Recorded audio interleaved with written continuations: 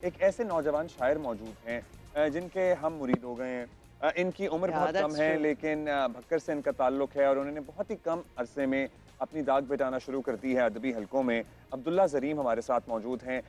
Instagram, Facebook, YouTube और TikTok पे viral हैं और मुझे एक इनका शेर बहुत पसंद है। इस कदर खस्ता हाल दीवारें, इस कदर खस्ता हाल दीवारें, तीरगी आर पार हो।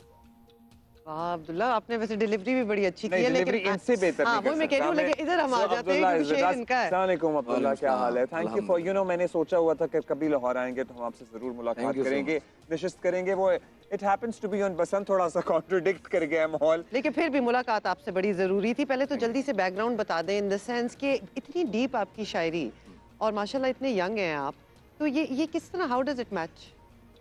ऑब्जर्वेशन और तबीयत जो मालिक ने अता करके भेजी है। फिर उसके बाद जो है किताबें पढ़ना शुरू की थी, तो किताबें आपको बारीक बीनी सिखा देती हैं। फिर मेरा माहौल भी थोड़ा शायराना रहा है। बड़े भाई थे हमारे, अभी भी हैं, अल्लाह उनकी ज़िंदगी करे, तो वो भी शायरी वगैरह पढ़ते थे थोड़ी बहुत, तो बस उनको देखते देखते फिर उसके बाद निसाबी चीज़ों को पढ़ने के बाद शायरी अच्छी लगी। तो बचपन से ही मतलब 6-7 क्लास से शायरी पढ़ने का तो आगाज़ कर 7th दिया। क्लास में आप पूरा दीवाने गालिब पढ़ लें और उसके बाद उसे तकरीबन हिफ्ज भी कर लें, this is a little unusual for any kid around us. तो 7th क्लास में बच्चे की उम्र होती है 13 साल। आप ये इतनी ही होगी कैसे, क्यों? मैं तो इसको सिर्फ और सिर्फ अपने शौक का नाम दूंगा। और उस टाइम तो नहीं पता चलता कि ये क्यों हो रहा है, तो अब आके भी यही है कि जो है ये एक तबीयत का नाम है। और गालिब का दीवान हिफ्ज करना सिर्फ और सिर्फ मेरे पैशन की एक वाज़ेह दलील है, अब ये कह सकते हैं। मतलब आप इमेजिन करें, घर वाले ही परेशान हो जाते हैं ऐसी चीज से, लेकिन आपकी तो इसका बड़े फैमिली ने, होके क्या बनेगा? हाँ, कि नहीं, आपकी वो फैमिली वाकई तो परेशान रहे थे। वो हाँ। बाकी परेशान रहे होंगे। लेकिन आपका पैशन ऑब्वियसली वो समझते भी हैं। और एक और चीज before we go on to your work, क्या जबरदस्त इफेक्टिव मीडियम है सोशल मीडिया, टिकटॉक वगैरह, जहाँ से आप माशाल्लाह इतने वायरल हुए हैं और इतनी अप्रिसिएशन मिली है, वरना इनरोड्स बनाना इस फील्ड में बड़ा मुश्किल सालों है। लग जाते हैं। बिल्कुल ऐसे ही है सोशल मीडिया। मैं तो इसको बहुत अप्रिशिएट करता हूँ, क्योंकि कोई भी आर्टिस्ट है वो ये ज़रूर चाहेगा, चाहे वो खुद तन्हाई में रहना चाहे, सामने ना आना चाहे, वो एक अलग बात है, लेकिन वो अपने काम को हर जगह पहुँचाना ज़रूर चाहता है, बेशक ऐसा ही हर होना दौर चाहिए। में।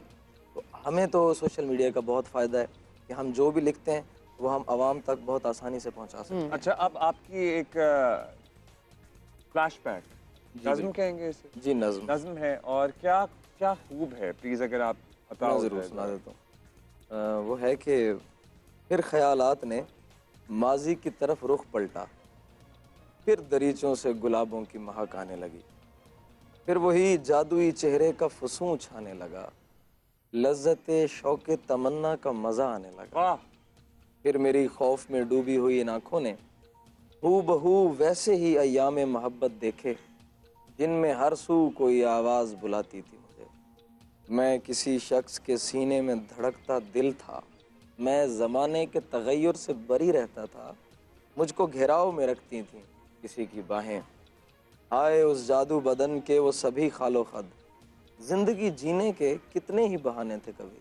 वाह, अब ख़यालात फ़कत वजह सुकून काफ़ी नहीं, मैं भले इनके सहारे ही जिया जाता हूँ। मैं वफ़ाज़ाद ख़यालात का कातिल भी नहीं, और उस दौर में जाने को मेरा दिल भी दिल नहीं। भी नहीं। ओहो मैं हो। वफाजाद ख्यालात का कातिल भी भी। नहीं और उस दौर में जाने को मेरा दिल भी नहीं। वाह, थैंक यू। कमाल। एक ऑब्जर्वेशन है ऑफ कोर्स आपकी, ये चॉइस ऑफ वर्ड्स, ये एक्सप्रेशन, मतलब आपको इस पे बैठना होता है कि मुझे सही तरीके से इसको कन्वे करना है ताकि जो आप फील कर रहे हैं वो अगले को एग्जैक्टली उसी तरह ही समझ आए। बिल्कुल, बाज़ औक़ात तो ऐसा होता है कि आपके जो महसूसात हैं वो आपको एज़ इट इज़ ज़हन में आ जाते हैं, ज़्यादा मेहनत की ज़रूरत नहीं पड़ती, लेकिन ऐसा बहुत कम होता है। कोई भी चीज़ है वो कोई ख़्याल टकराता है ना जब ज़हन में, तो जो हमारा किसी भी शायर का या किसी शायर की बात कर रहे हैं तो मुतालिया और उसका मुशाहिदा, ये दोनों चीज़ें बहुत मैटर करती हैं। आपके पास जितना मुशाहिदा होगा, आपके पास मौज़ूआत की जो है ना वो कमी नहीं होगी, और जितनी आपकी वोकैबुलरी होगी आपके पास जो है अल्फाज का ज़ख़ीरा होगा। तो वोकैबुलरी ये बहुत दोनों अच्छा चीज़ें अब्दुल्ला, पैरेलली चलती हैं। बिल्कुल। अब्दुल्ला, अब आप हमें क्या सुनाएंगे? आई नो कि हमारे पास, आप ज़ाहिर है आपकी शायरी ज़्यादा एक और उसका एक अंग है, उसका एक रंग है, so you know it's up to you, please share मैं अ एक, फ्यू थिंग्स। एक ताज़ा मतला, एक ताज़ा चीज़ें वो सुना देता हूँ। एक मतला है और उसके बाद नक्ता ही है फिल वक्त, दरमियान के भी अशार और गज़ल मुकम्मल होनी है। मैं सुनाता हूँ कि हर एक भरते ज़ख्म में दोबारा खून आ गया, हर एक भरते ज़ख्म में दोबारा खून आ गया, तुम्हारी याद आ गई मुझे सुकून आ गया। और वो एक उम्र बाद मुझसे मिल के पूछने लगी, दरीम आप में कहाँ से ये जुनून आ गया। Beautiful and a beautiful. Few other, एक और चीज जो जो वो आपने कहा है उसके साथ एक और शेर है कि हाँ, दोनों मजबूर हों तो बेहतर है, हम्म, दोनों मजबूर हों तो बेहतर है, एक बा इख्तियार हो जाए, इस कदर खस्ता हाल दीवारें, तीरगी आर पार हो जाए। मजा आ गया। पता है इसके बाद कोई चलें। बात और हो नहीं सकती है। So, Abdullah, that is beautiful. all the time we have usually have in the बहुत शुक्रिया breakfast आप shows. आए हैं, हम बड़े But thank फैन you हैं for आपके। showing up. और Thank you आप, for coming. हम आपको शोकेस भी करना चाह रहे थे अपने शो पे, सो हाँ. Thank you for your thank you time. So much.